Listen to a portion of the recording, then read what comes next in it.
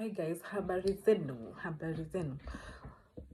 Today, I've just thought of giving information to people who may want to do construction in future. You want to build your house, you want to do a commercial structure. Here, it's a video that might help you. At least maybe you might get one or two things and you might avoid being a victim of issues. Now, first of all, when you're doing construction in Kenya, you will need approvals, and these approvals you get them from the county government, the local governments. You need approvals from NEMA. You will need structural approvals and architectural approvals, and also mapping approvals. That's why you have an architect who does this for you and is following up. And let me tell you, one of the first struggles to experience as a person doing construction in Kenya is waiting for the approvals. Man, you will wait for these things. You will wait. You just have to be patient. It's going to be done. But Kenya and our systems, I just don't know, they take a lot of time. And when time is wasted, also money gets wasted along. Because when you had said you're going to begin your project at this time and you don't do it, also you might end up using some of that money, so you run behind schedule. So that is one of the first struggle you'll experience, and this is not easy, as maybe I'm putting it to be simple, but it isn't easy. But I don't want to scare you, but it happens. The next thing, after you have done all the approvals, you have a contract between you and your consultants, the professionals. Now, and after there, you start your work at your site. When you start your work at your construction site, the architects bring a person who is called a foreman. A foreman is often a fundi. Also, the foreman is the person who is always overseeing the project on behalf of the professionals and executing as it is. So once in a while, your architect will come and see the architect comes for the engineering part and designs, like, this is what you should do. You should put this stone here and maybe aligns what should go here. And then the foreman will oversee the fundis doing what the architect said. So the foreman is the man on the ground. He receives products. He gives an alarm of when products are not there, like the materials are not enough, and he will ask for more in advance. Like, he's the person on the ground. He's the person running this ship on the ground. And these people, in as much as they do a good job, they can really mess you up. Also, they can really mess you up. So this is the person who is receiving materials at the site. The architects, the consultant, is at the office somewhere. They're told by the foreman, we need a trailer of cement, and the consultant will pick the phone, call you, we need a trailer of cement. And you will, if for example you had taken the money, like for example you in bulk, you give the contractor to keep the money. People who do this is the house, this is the plan, has been approved. Contractor, tell me how much this house will cost. They do a budgeting for you, however they do it, I don't know, because I have never used them. And they'll tell you, this is the much we need. For example, they tell you need a deposit of 20 million to finish the structure. Just an example. Or maybe 50 million, even 100 million. It depends with what you're building. And then they can be withdrawing the money from the account. So for example, if the foreman says, Mr. Consultant, we need a trailer of cement by Monday, the consultant will go into the account, get the money, buy the cement, and it's going to get delivered at your site. The other option is foreman tells the consultant, Mr. Consultant, we need a trailer of cement. Consultant picks the phone, calls you, we need cement. You go to the hardware, buy cement, boom, it's delivered to your site. So this is the difference. The challenge you'll experience by depositing your money to your service provider to purchase for you is that, remember, this person has more than 1,000 or maybe 100 or even, let's say, 5 other projects. So more often they will shift funds. They use your 20 million to pay for another site somewhere. For a client who has not paid and is giving pressure for their project to get done, I'm at this person at the money of project A, and you, the new person who has just come in this company to be for a service of construction. Let's say you are client C. The contractor ate the money of client A. You, client C, your money is going to be used to finish up the project of client A so that they can get over and done with that person. And you, they will handle you. They will know how to handle you. And here comes the handling. Prices of cement have changed. You need to add more money. The cost has been estimated. It's not going to be like that. We need another deposit of 20 million. Otherwise, the house it's at standstill. We didn't imagine that doing the foundation would cause this, would become this, because especially because the way the ground is, those are the factors they didn't tell you when you're signing the contract. At the way the ground is, and it's still like this, it made them spend a lot of money, so they will need more money from you to purchase this and this and this. And you who is going to buy the cement for yourself, the challenge comes in here. You cannot be able to do something. You cannot be able to run your normal life, or rather you will still run your normal life, but you have added yourself more back work to go and purchase, and even to ensure that actually, because the hardware man might also not deliver the trailer of, let's say a trailer is holding how many cements, a lot. Let me give an example with, let's say, even he didn't ask for a trailer, he asked for 10 bags of cement. So you go to the hardware, you call the hardware person, deliver cement in this site, and this person maybe will decide to deliver 9, and you are not there to confirm that it was you paid for 10 but 9 bags of cement were delivered. That's where the challenge comes in for the two sides. You see this challenge and another challenge. That challenge is when you're like purchasing the things for yourself, you're the one overseeing you're the one, like, you're removing money from your pocket to purchase, instead of giving someone to hold like a bulk sum of money to be doing like the purchases for you and even paying the workers and everything. When you yourself are the one sourcing materials for yourself, the next challenge comes in. Even when the 10 bags of cement will get delivered, one might be stolen by one fundi around your site who thinks that there's a shortcut to life, and they will steal a bag and maybe sell to a nearby construction site. And so you bought 10, but 8 were used.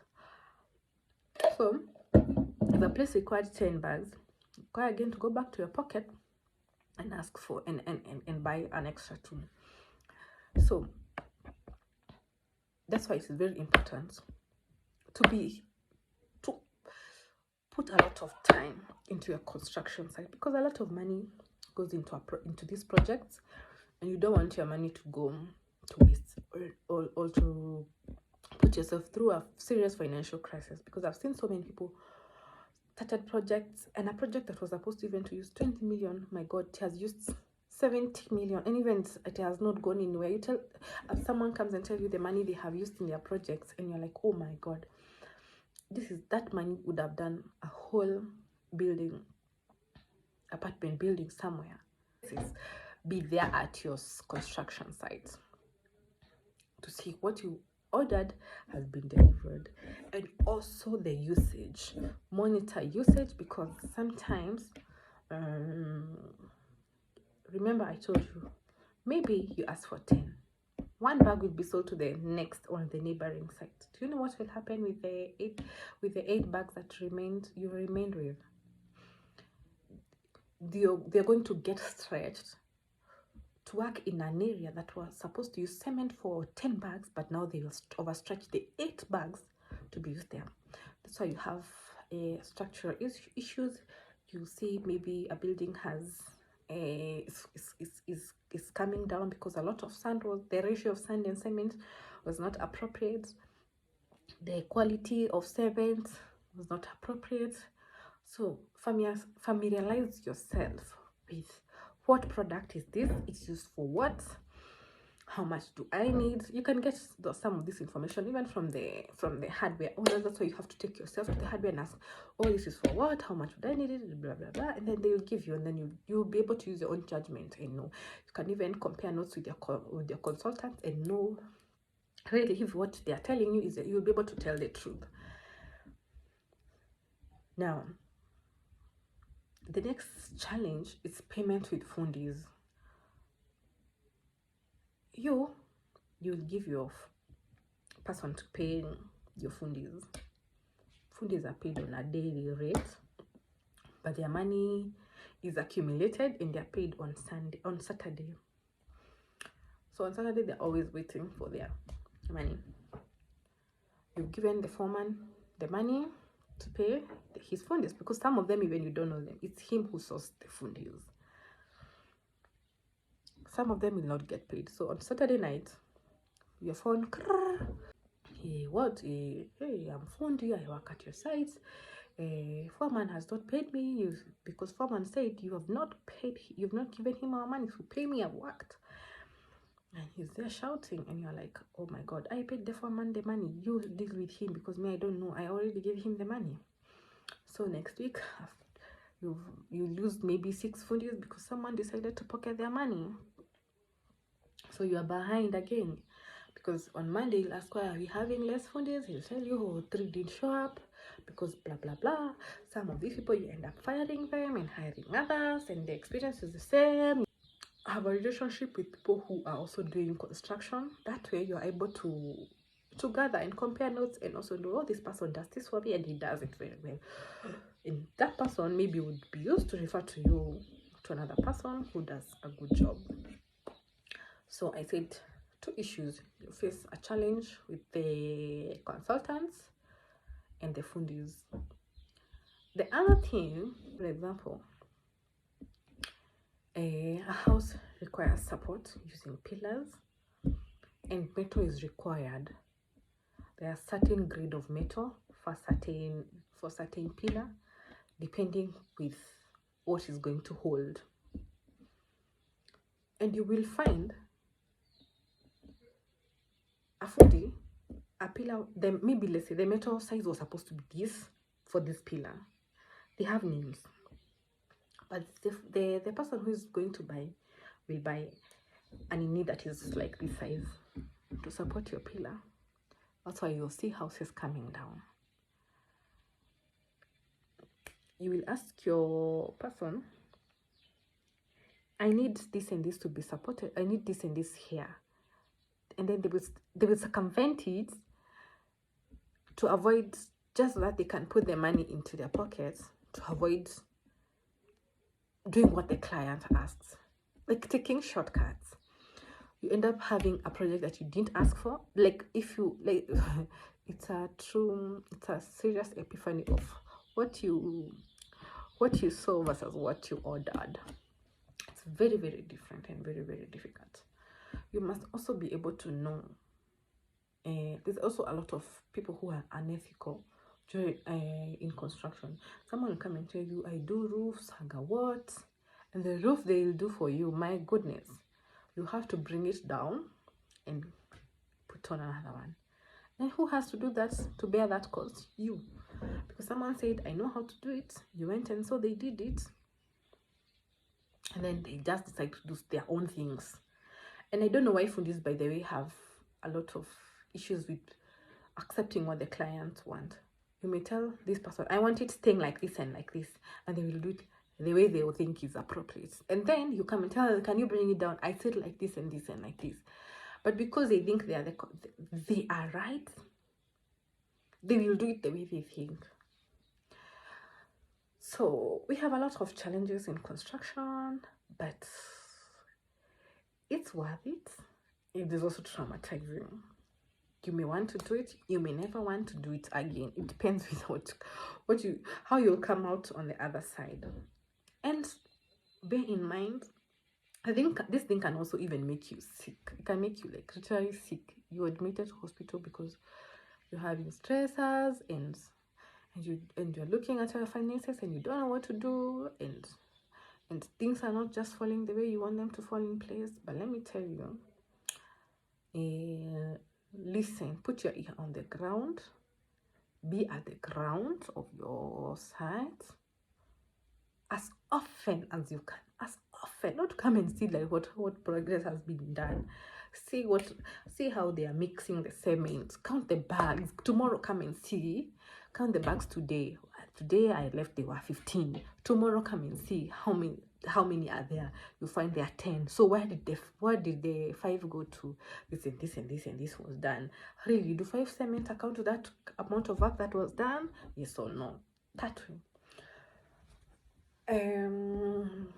Involve people that's why be in a group where people, like, surround yourself with people who are also going through the same process. That way you are able to know, oh, this and this is happening, this should not happen, blah blah blah. Ask people even who have done it previously, should this and this happen, should this and this not happen, because there's a lot of sourcing of providers and services in materials during construction, and let me tell you, it's not easy.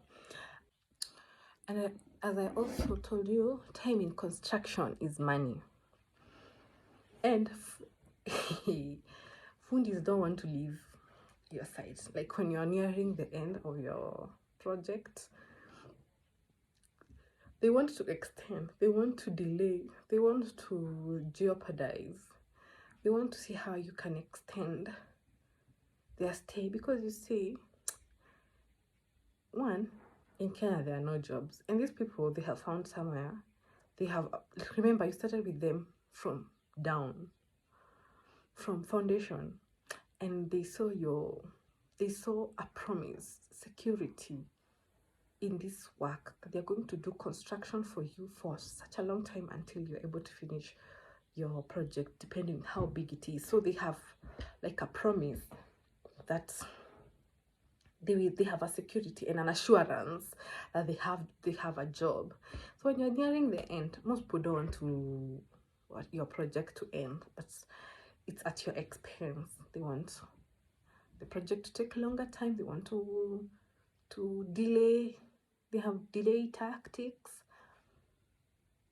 So as you're nearing the end, just be cautious and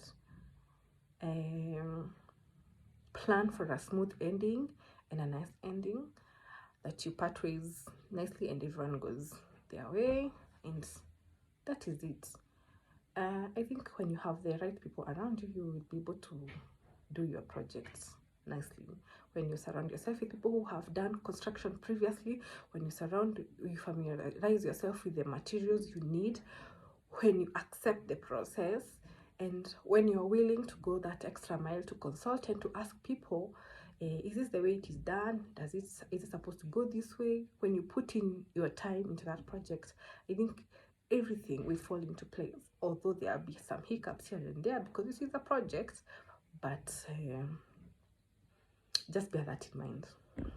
Otherwise, I wish you a good time, and take it easy and take your lessons.